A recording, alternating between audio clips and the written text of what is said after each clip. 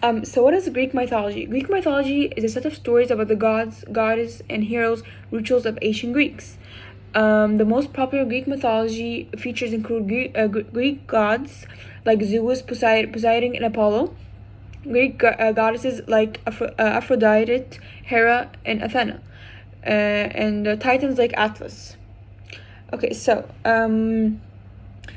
we have here chaos. Chaos was the origin of everything and the very thing that ever existed. It was a primordial void which everything was created from, including the universe and the Greek gods. So basically, chaos created the gods that were created after him. He was the first very god that was ever created. Chaos is also translated as the gaping void. Okay, so he also created the earth, which was the earth was called Gaia, and the underworld was called Tartarus, and love was called Eros, the god of the god of love, and later Erebus created Nyx, the god of night, and Erebus, the god of darkness. Okay, so Gaia was life. She was simply life on earth. She was the god of life on earth. She is all very the soul of the earth. She's a goddess who, by all accounts, inhabits the planet, offering life and nourishment to all her children. And we have also Tartarus, the god of underworld. He was depicted as a pit where eternal punishment is reserved for those who went against the wishes of the Olympian gods. He punished the people who opposed any idea or any wishes of the Olympian gods.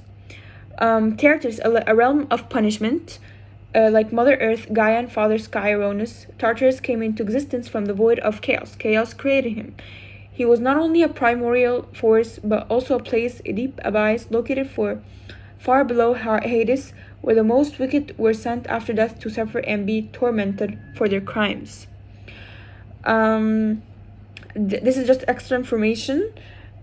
We have here Eros. Eros was the god of love. He was a young man carrying his bow and arrow. He was also often shown as wearing a blindfold. Sometimes he was shown as plump, naked baby with large wings. In ancient Greek mythology, Eros was the god of love. He had the ability to shoot his magical bow and arrow and make people fall in love with each other. What a superpower! Eros was the son of Aphrodite, the famous goddess of love. His mother was called Aphrodite. She was also the famous goddess of love. And we have also Erebus. Erebus was therefore the god of darkness. He was not just the god of darkness but of night, and he also he was mentioned deity from Greek mythology, the personification of darkness. Erebus was one of the primordial gods of ancient Greeks. The existence of Erebus would prove to be a way in which the ancient Greeks could explain why periods of darkness occurred, or why areas underground were dark whilst those above ground were in light. Nyx would become wife to Erebus. He married Erebus, and the pair would become parents of two other primordial gods, Aether, the god of light, and Hemera, the god of day. Nyx and Erebus worked hand in hand, bringing the darkness of night to the world. But each morning, Hemera would push aside her parents, allowing Daylight, who was Aether, the god of daylight, who was Aether, to envelop the world.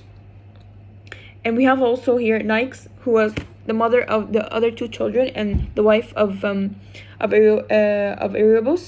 Nyx is the great goddess of the night and the daughter of chaos. She was told to be very beautiful. Her birthplace was not on earth but in Gaia.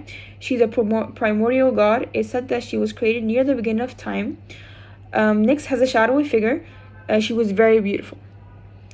Nyx is a very unique goddess. She can impact mankind in a good or bad way. Her ability to bring sleep or death onto the human race, she can do that. This is not the goddess to mess with. Zeus even feared Nyx because she had superpowers, and she was stronger than him and older than him as well. She's the only goddess he's ever feared. Nyx married Erebus, the god of darkness. Nyx and Erebus produced Hemera, the god of day, and Aether, the god of light.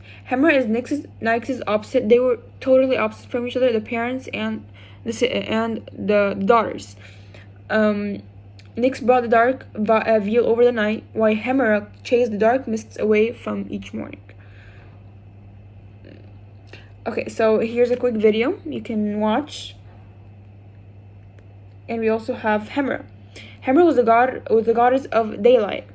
Hemra was created much loved by Erebus. Hemra is the daughter of Erebus and Nyx.